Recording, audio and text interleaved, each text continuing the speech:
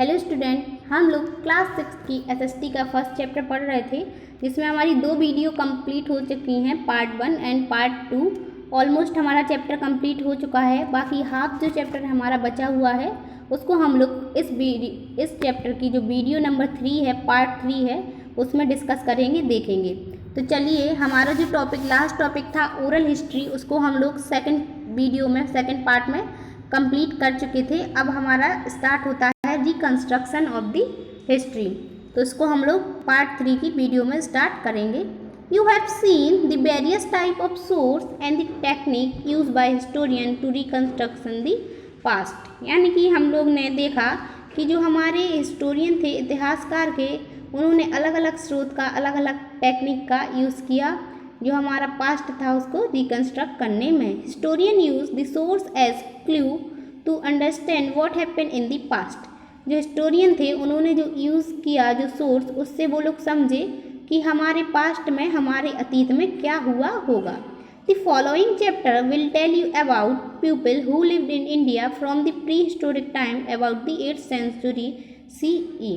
मतलब इस चैप्टर में हम लोग ने देखा कि जो 8th सेंचुरी के जो लोग थे, जो हमारा प्री हिस्टोरिक टाइम था, प्रागैतिहासिक काल था, इंडिया में लोग रहते थे, वो कौन थे, कैसे थे। For a better understanding of history you will need to know where a particular event took place. What is also important is clear history of the complex dating system which is use in the study of history. यानी कि एक complex dating system है, उसको history को समझने के लिए, clear करने के लिए इसको हम लोग स्टडी ऑफ हिस्ट्री में विच इज़ यूज इन, जो स्टडी ऑफ हिस्ट्री के लिए यूज़ किया जाता है। उसके बाद नेक्स्ट टॉपिक है geographical location and history. India is a vast country. India, Bharat एक बहुत ही बड़ा देश है। India and her neighbours are also referred to as Indian सब कॉन्टिनेंट्स।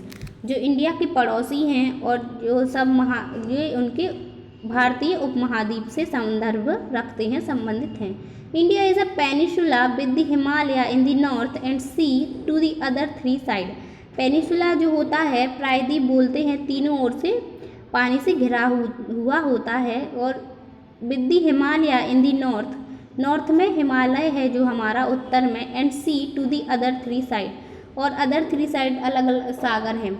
ठीक है। The Himalaya mountain range has provided natural barriers to the India by keeping away invader and the cold wind of north central Asia.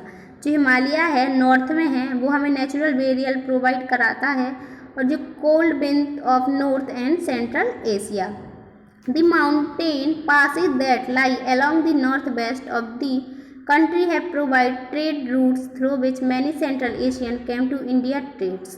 यानी कि जो हमारा mountain है, अलग अलग जो पर्वत है हमारे नॉर्थ वेस्ट के, उत्तर पश्चिम के, तो ये जो अलग अलग कंट्री से जो ट्रेडर्स आए हैं, सौदागर आए हैं, व्यापारी आए हैं, वो इन्हीं के जरिए हमारी इंडिया में आ पाए हैं। Central Asian came to the India to trades. India's long coastline has also enabled her to trade and interact with merchants from many other countries। जो इंडिया है उससे कई तरह enable her to trade, जो व्यापार है वो इंटरेक्ट है विथ सौदागर। जो सौदागर होते हैं अलग अलग कंट्रीज से, उनसे भी हमारा जो व्यापार है भारत का वो इंटरेक्ट है। India has been endowed with many big navigable river and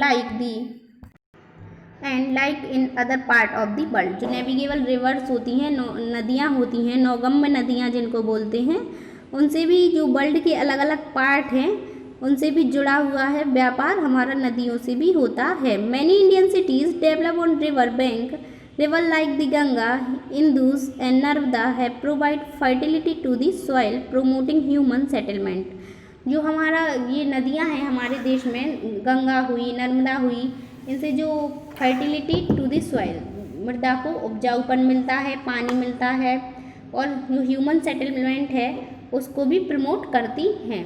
Indians also move from north to south and vice versa. यानी कि जो इंडियन होते हैं, जो हमारे भारतीय हैं, वो मूव करते हैं उत्तर से दक्षिण की ओर, दक्षिण से उत्तर की ओर, by crossing the Vindhyas and the Satpura mountains river and Deccan plateau. ये हमारे जो क्रॉस करते हैं वो उसको सतपुड़ा जो माउंटेन है, पर्वत है, नदियाँ और जो दक्कन प्लेट्यू है, दक्कन का पठार है, इन सब को क्रॉस करके वो एक जगह से दूसरे स्थान जाते हैं। Thus the geographical location of a country influence the history of the country. जो जियोग्राफिकल लोकेशन है वो हिस्ट्री ऑफ द कंट्री का इतिहास बताता है। As you read on you will realize how geography has shaped many important events in the Indian history. इससे हमें पता चलता है कि जो हमारा जियोग्राफिकल शेप है वो कितना इम्पोर्टेंस है इन द इंडियन हिस्ट्री में, हमारे भारतीय इतिहास में। When did an event place, यानी कि when did an event place, when did an event place यानी कि जो स्थान थे, किसी भी स्थान, कोई भी प्लेस है, कब क्या हुआ उसको हम लोग कैसे जानेंगे, कैसे लिखेंगे, कौन सी सेंचुरी में हुआ, कौन से सन में हुआ, उसके बारे में इसमें दिया हुआ है, डिस्कस करेंगे। You must have noted that historian often use BC and AD while writing about the past. आप लोगों ने देखा होगा, नोट किया होगा कि जो हिस्टोरियन थे, इतिहासकार थे, उन लोग ने BC और AD को यूज़ किया जब वो किस इतिहास के पास्ट के अतीत के बारे में कुछ भी लिखा गया तब। Even wonder what they mean, इसका मतलब क्या है। BC stand for before Christ and AD is the short form for Anno Domini. जो BC है वो बिफोर क्राइस्ट होता है और जो AD है वो हमारा एनो डोमिनी होता है। Meaning in the year of our Lord, यानी कि जो हमारे लॉर्ड का साल होता है, भगवान का year of our Lord. They are used to indicate how many years before and after the birth of Christ a particular event occurred. जो हमारे जीसस क्रिस्ट थे उनका, ईसा मसीह थे, जो उनका जन्म है उनके बारे में हमें बताता है। उनसे पहले के जो साल हैं उनके जन्म के और उनसे बाद के जो साल हैं उनसे ये संबंधित है, AD और BC। The year of the birth of Christ is taken as 0, उसको हम लोग ने 0 मान लिया। So if an event happened 1000 years before the birth of Christ, then it is denoted by 1000 BC। अगर कोई भी इवेंट आपका होता है 1000 साल पहले, तो उस जीसस क्रिस्ट की बर्थ से 1000 साल पहले, तो उसको हम लोग 1000 BC से डिनोट करेंगे, क्योंकि हम लोग ने जो जीसस क्रिस्ट का जन्मदिन है, बर्थ है, उनका जन्म है, उसको 0 लिया। Then it is denoted by 1000 BC, इसको हम लोग 1000 BC से डिनोट करेंगे। On the other hand, if a particular event took place 1000 year after Christ was born, it is written as 1000 AD। अगर आपका कोई भी इवेंट 1000 ईयर बाद होता है जीसस क्रिस्ट के जन्म के, तो उसको हम लोग 1000 AD लिखेंगे या 1000 एनो Duminy. However, historians have started using BCE and CE for BC and AD respectively। जो हिस्टोरियन थे, इतिहासकार थे, उन लोग ने BCE और CE का, जो हिस्टोरियन थे हमारे, उन लोग ने BCE और CE का यूज़ करना शुरू कर दिया। BCE वो लोग BC को लिखते थे और AD को वो लोग CE लिखते थे। BCE stand for before common era and CE stand for common era. जो CE होता था वो हमारा जो BCE होता था बिफोर कॉमन एरा, यानी कि जीसस क्राइस्ट का जो जन्म था उसके पहले का, और जो CE था वो कॉमन एरा। तो जो CE था वो हमारा AD के लिए यूज़ होने लगा और BCE था जो वो हमारा BC के लिए यूज़ होने लगा। Common era mark the beginning of new era and start from year 1, the era is still going on. जो कॉमन एरा होता था, जो साल की जो स्टार्टिंग होती थी, उसका था beginning of new era and start from year 1 या नई साल से। The era is still going on. इधर आपका चैप्टर फिनिश होता है। उसके बाद हम लोग देखेंगे चैप्टर की summary. Historian refer to the study of the past. जो हिस्ट्री थी वो हमारे पास्ट से रेफर करती है, वो हमारे अतीत से लिंक है। Events that have already happen are consider to form our past. जो ऑलरेडी हैपन है, हो चुका है जो हमारे अतीत में, उसके बारे में हिस्ट्री हमें बताती है। It is the story of human growth and civilization. ये जो मानव की वृद्धि है और जो उनकी सभ्यता है, उनकी स्टोरी है, कहानी है। It is through the history study of history that one gets know about one past and also the culture heritage one's own country। जो हिस्ट्री है वो हमारे पास्ट के बारे में हमें बताती है, कल्चर जो हमारा कैसा था उसके बारे में, हमारे जो कंट्री है उसको भी हिस्ट्री बताती है, हमारे पास्ट जो कैसे हमारा लिंक है हिस्ट्री से। The growth and development of human society is best study in history. जो डेवलपमेंट है ह्यूमन सोसाइटी का और जो ग्रोथ है उसको हम लोग जो हिस्ट्री स्टडी इन हिस्ट्री है उसमें अच्छे से जान सकते हैं। Best study in history, history में अच्छे से स्टडी कर सकते हैं उसको। The material which are used by historian in the interpretation of history are called source of history. जो हिस्ट्री को इंटरप्रेट करने के लिए जो भी मटेरियल यूज़ किया गया जैसे कि आर्कियोलॉजिकल सोर्स और लिटरेसी सोर्स, उसको हम लोग सोर्स ऑफ हिस्ट्री बोलते हैं या फिर अतीत के स्रोत बोलते हैं, इतिहास के स्रोत बोलते हैं। The geographical location of country influence the history of the country. Next है आपकी इसके बाद एक्सरसाइज देखेंगे।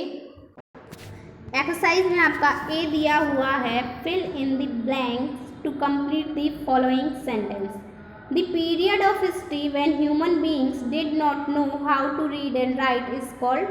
तो हम लोग प्री हिस्ट्री भरेंगे इसमें, क्योंकि जो समय था हमारा पीरियड ऑफ हिस्ट्री जिसमें ना तो लोग पढ़ पाते थे ना लिख पाते थे, इसको हम लोग प्री हिस्ट्री बोलते हैं, प्रागैतिहासिक काल बोलते हैं। The study of inscription is known as. तो अभिलेखों की जो हिस्ट्री होती है, स्टडी होती है, अध्ययन होता है, उसको हम लोग एपिग्राफी बोलते हैं।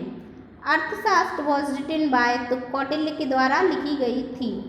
Word and sentence is a set of letter in which a language is written. Next है आपका एडी स्टैंड फॉर, तो एडी है वो एनो डोमिनी जिसका स्टैंड करता है। उसके बाद है चूज द करेक्ट आंसर। तो फर्स्ट वाला है the study of the past is known as. तो स्टडी ऑफ जो पास्ट होता है, अतीत का जो अध्ययन होता है, उसको हम लोग प्री हिस्ट्री बोलते हैं। इसके बाद सेकंड वाला है which of the following is an example of religious literature. तो जो आपका उपनिषद है वो आपका इसका रिलीजियस लिटरेचर का एग्जाम्पल है। हु रोट इंडिका, इंडिका किसने लिखी? तो मेगास्थनीज ने मौर्य साम्राज्य के बारे में अपनी बुक इंडिका में डिस्कशन किया, उसके बारे में बताया, तो मेगास्थनीज ने इंडिका लिखी। C is the beginning of new era which start with year and one and is going on at present. तो सी ई इसमें आएगा। उसके बाद है आपका मैच दी फॉलोइंग।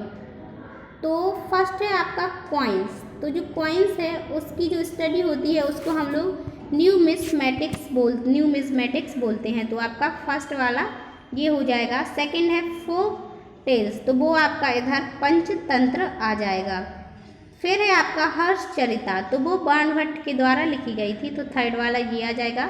उसके बाद है हुइंत्सांग, तो ये आपका एक चाइनीज़ ट्रेवलर था, तो फोर्थ आ जाएगा। और जो एपिक है, कथा है, वो क्या है? महाभारत है। तो इस तरीके से आपके मैच द फॉलोइंग पेंसिल से भी और लिख के भी बता दिए हैं कौन सा फर्स्ट है सेकंड है, तो आप इसको मिला सकते हैं, मैच कर सकते हैं। नेक्स्ट है आपके true false. Numismatics is the study of inscription, तो ये आपका फॉल्स हो जाएगा, बिकॉज ऑफ जो न्यूमिस्मेटिक्स है वो स्टडी ऑफ कॉइन्स है, इंस्क्रिप्शन नहीं है। स्टडी ऑफ इंस्क्रिप्शन को हम लोग एपिग्राफी बोलते हैं। Edicts are example of literacy source, तो ये आपका ट्रू हो जाएगा। जो आपके एडिक्ट्स हैं वो आपके लिटरेसी सोर्स का एग्जाम्पल हैं।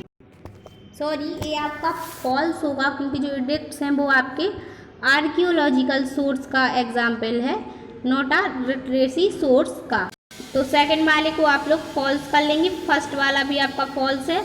थर्ड है आपका Jesus Christ is considered to be born in the first century, तो ये जीसस क्रिस्ट थे वो आपके फर्स्ट सेंचुरी में ना जन्म लेके, इनको हम लोग ने ज़ीरो डिनोट किया है, इनका जो बर्थ का टाइम है उसको हम लोग ने ज़ीरो माना। और जो सी था आपका फर्स्ट सेंचुरी, उसको हम लोग ने इनके जो जन्म के पहले की जो बात थी उनको बताया, तो false. Jain Angas are an example of secular literature, तो जो जैन अंगस है वो आपका सेक्युलर लिटरेचर का नहीं, रिलीजियस लिटरेचर का एग्जाम्पल है, जिसको हम लोग ने लिटरेसी सोर्स में पढ़ा। तो इधर आपके ट्रू फॉल्स फिनिश होते हैं। सेकंड वाला भी आपका फॉल्स है। एडिक्ट्स जो है लिटरेसी सोर्स का एग्जाम्पल नहीं, बल्कि आर्कियोलॉजिकल सोर्स का एग्जाम्पल है। आपका चैप्टर है वो फिनिश होता है। ये चैप्टर आपका 3 पार्ट्स में डिवाइड है, 3 पार्ट्स में हुआ, फर्स्ट, सेकंड और थर्ड पार्ट में। इसका अगर आपको पूरा चैप्टर क्लियर करना है तो आपको तीनों पार्ट्स देखने होंगे इस वीडियोज़ के। Thank you, have a nice day.